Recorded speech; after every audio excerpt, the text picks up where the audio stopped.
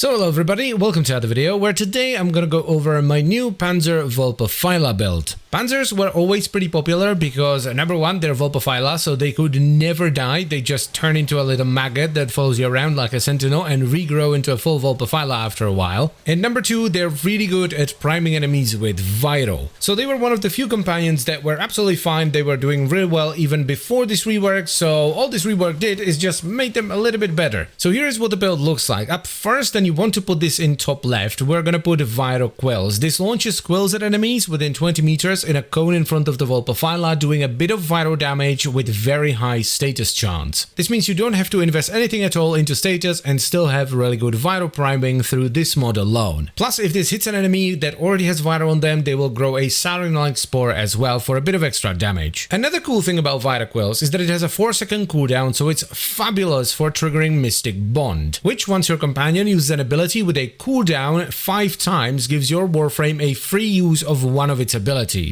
This triggers all the time because we have Vital Quills up first, so the pet will always prioritize using that over anything else. It's one of the best combos for Mystic Bond that I found so far. After that, we have Panzer Devolution. This makes so that if the Vulpaphyla goes down, it turns into a maggot that follows you around like a sentinel for 30 seconds and then it regrows back into the Vulpaphyla. It's basically like primed regen, but also while the Vulpaphyla is in its maggot form, it does a little bit of vital damage. Then we have Tenacious Bond, which can help revive the Vulpaphyla faster, but it's mainly there for the crit multiplier for a Warframe, which we activate by adding Bite onto the pet for the extra crit chance. Next on the menu we have Fetch, because playing the game without Vacuum is no bueno, and we follow that with 2 defensive mods, and this depends on the types of Warframes you run. I run mostly armor and health heavy frames, so I run Link Vitality and Fiber. But again, this depends entirely on the kinds of frames you tend to run the most. Then we have a little bit of armor strip through Sharpened Claws. This is really good for melee pets because they sometimes have trouble hitting stuff, so a big hit that strips all the enemy armor at once is generally preferable. The main issue with it is that your pet will sort of do it randomly and you can't choose the enemy that your pet will use it on. And to finish it all off, we have a bit of a flex slot, which I filled with Primed Animal Instinct because I feel blind without the loot and enemy radar, but you can run something else if you want to. There's a reason why I called my Panzer the Super Spreader. This thing is an absolute boss when it comes to priming enemies with Vital. I'd say it's compatible to a mechanical pet that runs the Hellstrom and Duplex Bond. So basically 4 pets with Hellstrom. But it's not just that, right? Every now and then the pet will just swipe away all the armor from an enemy if it feels like using Sharpened Claws. It constantly makes your abilities free through Mystic Bond, and it provides extra crit damage through Tenacious Bond. It just provides a really good combination of stuff. And it's not super specific, so it doesn't have to be paired up with a caster frame or a melee frame or a gun frame. You just run it and it does its own thing. Though with that said, I do love this on my melee setup, so Inaros, Valkyr, Kullervo, Varuna, Gauss, that kind of stuff. Because I tend not to use too many abilities on my melee setup, so always having a free ability banked up is super nice. It means that no matter what happens, right, like eating a bad magnetic proc, I can always cast something.